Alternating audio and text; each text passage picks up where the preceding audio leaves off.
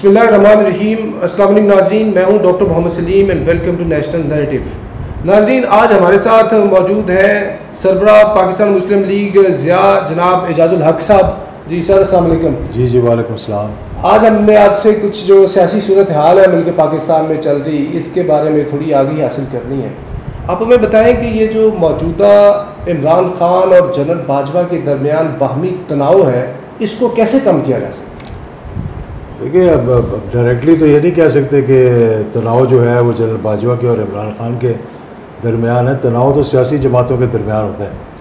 तो हम तो ये कोशिश कर रहे हैं कि ये तनाव जो है, और ये बार बार कहने की भी कोशिश की है कि इसको आप अपने मुखालफतें, अपने जो नैरेटिव हैं वो सियासत में एक दूसरे के ख़िलाफ़ रखें, ना कि डायरेक्ट आप इस्टेब्लिशमेंट को हिट करें। हर जमात अब ये कोशिश कर रही है कि वो इस्टेब्लिशमेंट कंधे पर रख के बंदूक चलाए। और वजह इसकी ये है कि जब शुरू में एक बिल्ड किया गया, नैरेटिव कह लें या बयानात कह लें या असम्बली के फ्लोर्स पे या जिधर भी किए गए, तो उस पर एक कोई एक्शन नहीं लिया गया। एक्शन इन द सेंस के जब असम्बली में खड़े हुए कोई फ़ौज के ख़िलाफ़ बोले या अदलिया के ख़िलाफ़ बोले तो आइन इसकी इजाज़त नहीं देता। बिल्कुल कि ये दो अदारे हैं जिसके ख़िलाफ़ आप पार्लियामेंट के फ्लोर पे खड़े होकर नहीं करेंगे। जब लोगों ने बात की, और बहुत अरसा पहले की बात है, किसी ने उस पर रिएक्ट नहीं किया। उसका नतीजा क्या निकला कि फिर हर किसी ने कहा कि जी बजाय इसके कि मैं इमरान खान को या नवाज शरीफ को या जरदारी को या मौलाना फजल रहमान को बुरा भला कहने के बजाय मैं डायरेक्ट क्यों ना फ़ौज के साथ करूं। और फिर एक और बयानिया चल पड़ा कि पहले मज़ामत फिर मुक़ावमत। हाँ जी। तो हर किसी ने समझा कि अगर आप मज़ामत करेंगे, और ये इसलिए भी समझ में आती है बात कि जब 3 दफ़ा के प्राइम मिनिस्टर ने सोशल मीडिया पे थ्रू दी सोशल मीडिया जलसों को एड्रेस करके और डायरेक्ट हिट किया हमारी सबसे अहम एजेंसी को और सिपा सलार को किया, तो उस पर कोई रिएक्शन नहीं आया। वो चलता रहा मामला, 1 दफ़ा 2 दफ़ा 3 दफ़ा। फिर उनके जलसों के अंदर आया जी कि ये जो दहशत गर्दी है इसके पीछे वर्दी है, उस पर भी सारे खामोश रहे। अली वज़ीर को अंदर कर दिया, उसने भी वही बातें की थी जो इन्होंने की। जब नहीं किया इन्होंने, तो उसका नतीजा क्या निकला कि उसका नतीजे में फिर ये एक ट्रेंड सामने आ गया। और फिर आपने क्या किया, फ़ौज ने, इस्टेब्लिशमेंट ने कह लें, फ़ौज नहीं कहते, कि आपने उन्हीं लोगों से जो आपको बुरा भला कह रहे थे उनसे हाथ मिला लिया। जब हाथ मिलाया तो फिर दूसरों ने कहना यार कि ये तो फिर तरीका ही है। मतलब एक गलत ट्रेंड जो है वो शुरू किया गया।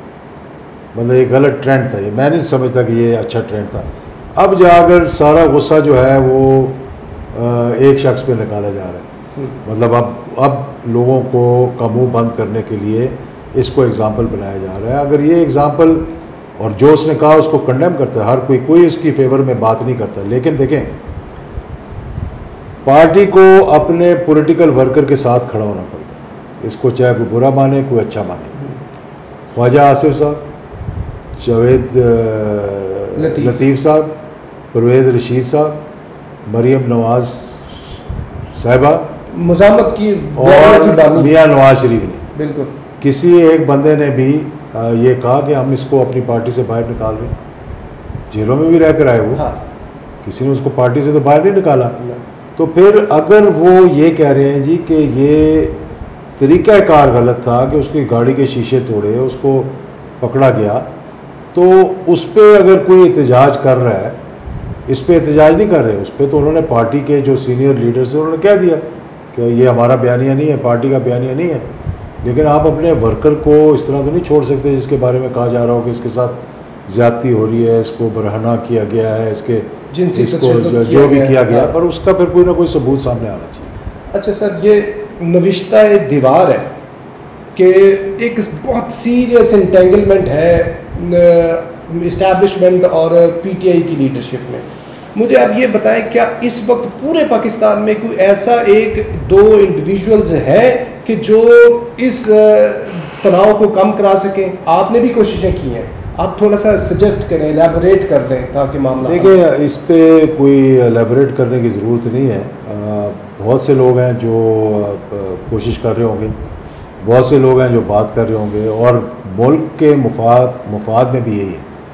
देखिए इस वक्त जो हमारी कंडीशन है, अगर आपकी मईशत जो है वो तबाह हो जाए और आपका मुल्क जो है अगर वो डिफ़ॉल्ट हो जाए, तो उसके बाद फिर आपके पल्ले क्या रह जाता है। और सबसे ज़्यादा ज़रूरत किसकी है, मतलब मईशत के अगर मजबूत हो तो सबसे ज़्यादा मजबूत क्या है, आपका दफ़ा है। बिल्कुल। मईशत कमज़ोर हो तो आपका सबसे ज़्यादा अहम अदारा, चलो मैं बड़ी गाड़ी नहीं रखूँगा, छोटी में बैठ जाऊँगा, मैं अपने घर की बत्तियाँ जो है एक कमरे की जलाऊँगा, एक AC चलाऊँगा, गुजारा करूँगा। लेकिन अगर हमारी फ़ौज कमज़ोर होगी, अगर हम उसके लिए सप्लाईज़ ना ले सके, हम उसके लिए इक्विपमेंट ना ले सके, और हमारी मीशत इतनी कमज़ोर है कि हमारी इंपोर्ट्स जो हैं वो बंद हो जाएँ, हमारी LCs ना खुलें, तो वो सबसे ज़्यादा नुकसानदेह है। इस वक्त हमें ये सोचना चाहिए कि इस सियासी तनाव के अंदर कहीं हमारी दफ़ा कमज़ोर ना हो। अच्छा, ये जो सूरत हाल चल रही है, ये बाहर बैठ के भी लोग और पूरे पाकिस्तान के सोशल मीडिया के ऊपर इतनी ज़्यादा पंजेंट किस्म की क्रिटिसिज्म हो रही है फ़ौज पाकिस्तान पे, तो ये इमेज जो बिल्डिंग होती है, परसेप्शन का ख्याल बहुत ही ज़रूरी होता है। तो कैसे इमेज अभी फ़ौज अपना बेहतर कर सकती है? देखिए फ़ौज ने बहुत इमेज अपना बेहतर करने की कोशिश की है, लेकिन कई लोगों को समझ आई है, कईयों को नहीं आई है। इस्टेब्लिशमेंट ने अपने आप को जब न्यूट्रल कहा तो उन्होंने एक न्यूट्रलिटी दिखाई 17 जुलाई के इलेक्शंस में। हाँ बिल्कुल। कोर्ट्स ने एक न्यूट्रलिटी दिखाई, उन्होंने कहा हम बगैर किसी प्रेशर के काम कर रहे हैं, और एक पूरा रिजीम चेंज हो गया पंजाब के अंदर। तो वो तो कोशिश ये कर रहे हैं, लेकिन देखें कहीं से खदशा ज़रूर रहता है कि सियासतदानों को कि यार ये हमारे ख़िलाफ़ सारी मुहिम चल रही है, इसको शायद इस्टेब्लिशमेंट चला रही है। हालांकि ऐसी बात कई दफ़ा नहीं भी होती, क्योंकि अब पाकिस्तान की सियासत के अंदर 1988 ऑनवर्ड्स असगर ख़ान केस आया, IGI बनी, और दीगर मामला जो है वो इस तरह के चलते रहे। फिर लोगों ने कहा सिलेक्टर्स ने सिलेक्ट कर दिया है, फिर अब जाके रिजीम चेंज आ गया, डोनाल्ड लू आ गया। ये सारी चीज़ें जब आती हैं तो इसका मतलब है कि हमें एहतियात करनी चाहिए। और सीधी सी बात ये है, मैं मतलब बगैर लगे लिपटे के ये कहना चाहता हूँ कि ये जो रिश्तों की दरमियान होता है ना, बड़ी थिन लाइन होती है। बिल्कुल। चाहे आपकी वाइफ के दरमियान हो, आपके बच्चों के दरमियान हो, आपके दोस्त के दरमियान हो, आपकी किसी इदारे के दरमियान हो, जब ये थिन लाइन को आप क्रॉस कर लेते हैं तो फिर उससे वापस आना बड़ा मुश्किल हो जाता है। या तो जिस दिन आप आपस में, मैं मतलब रिश्तों से समझा सकता हूँ कि बेटे को आप बहुत मारते होंगे, छोटा हो जाए, जब उसका कद आप जितना हो जाए और आपका जूता पहनना शुरू हो जाए तो फिर आप 10 दफ़ा सोचेंगे उसे मना करने के लिए कि अगर मेरे आगे खड़ा हो गया तो फिर क्या होगा। यही बात अदारों की होती है। जब पहली मर्तबा किसी ने ये कदम उठाया था, अगर उस वक्त उस कदम को वापस भेज देते तो यहाँ हालात यहाँ ना पड़ते। मैं समझता हूँ जितनी गलती इसमें बोलने वालों की नहीं है, जितनी ना रोकने वालों की। अच्छा, मुझे ये बताएं कि आज के जो सियासी हालात हैं, बिल्कुल डेड एंड पे चीज़ें पहुँच चुकी हैं, इनका और 1977 के सियासी हालात का बाहमी आप कैसे मुआवजा करते हैं? देखिए 1977 में एक बिल्कुल अलग चीज़ थी, मुल्क 2 टुकड़े हो गया था। उसके बाद इलेक्शंस हुए थे, टोटली रिग्ड हो गए थे, किसी ने उसको एक्सेप्ट नहीं किया था। 3 शहरों में वज़ीर आज़म ने मार्शल लॉ लगा दिया था खुद, यानी लाहौर, कराची और हैदराबाद में खुद वो चीफ मार्शल लॉ एडमिनिस्ट्रेटर बन गए थे एज ए सिविलियन, और लोग सड़कों पे थे, कुर्बानियाँ दे रहे थे। तभी मैं कह रहा था वो पहली मरतबा था कि वो जो बारीक लकीर थी जब लाहौर के अंदर वो मस्जिद शोधा के बाहर लगाई गई कि जो इसको क्रॉस करेगा हम गोली चला देंगे, तो फ़ौज को बुलाया गया वहाँ पर। तो जब 3 लोगों ने उसको क्रॉस कर लिया, नारा लगा के कि नारा तकबीर और लाइन क्रॉस कर ली, तो उसके बाद फ़ौज ने बजाय गोली चलाने के रिट्रीट करना शुरू कर दिया।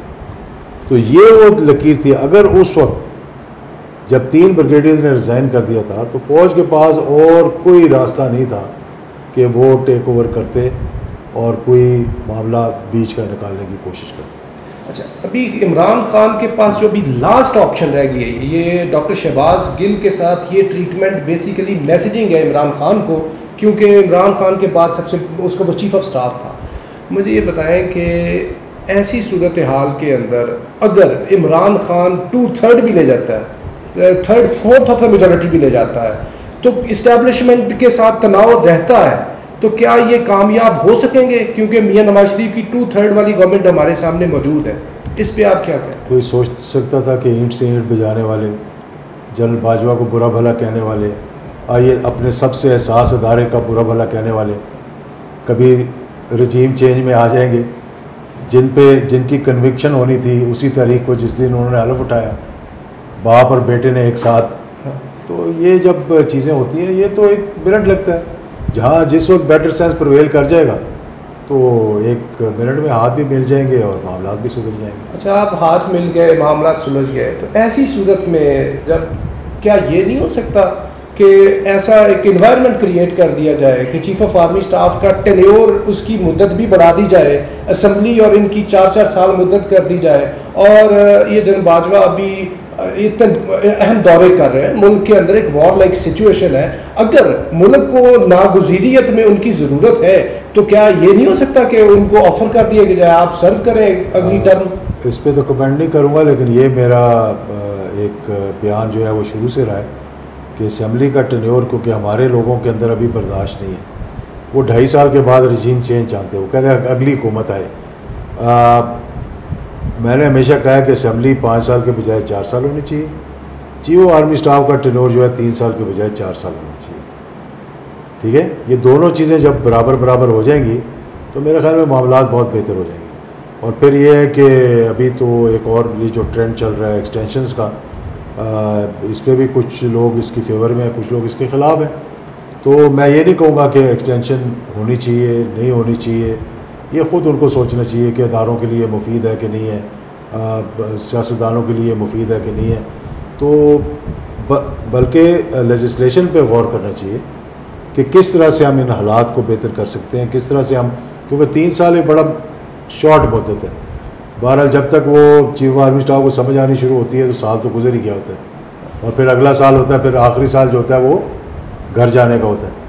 तो उसमें फिर हमारे अब ये पहले तो मार्शल लॉ लगते रहे, अब ये नया ट्रेंड शुरू हुआ है कि हाइब्रिड एक्सटेंशंस में। अच्छा सर, आखिरी सवाल आपसे ये है कि ये अभी जो वैक्यूम क्रिएट हुआ हुआ इस time, there is always a lull before a storm, तो इतनी सीरियस सूरत हाल, तो ऐसी सूरत में अगर मजीद कशीदगी हो जाती है तो क्या आप भुट्टो की चाप सुन रहे हैं?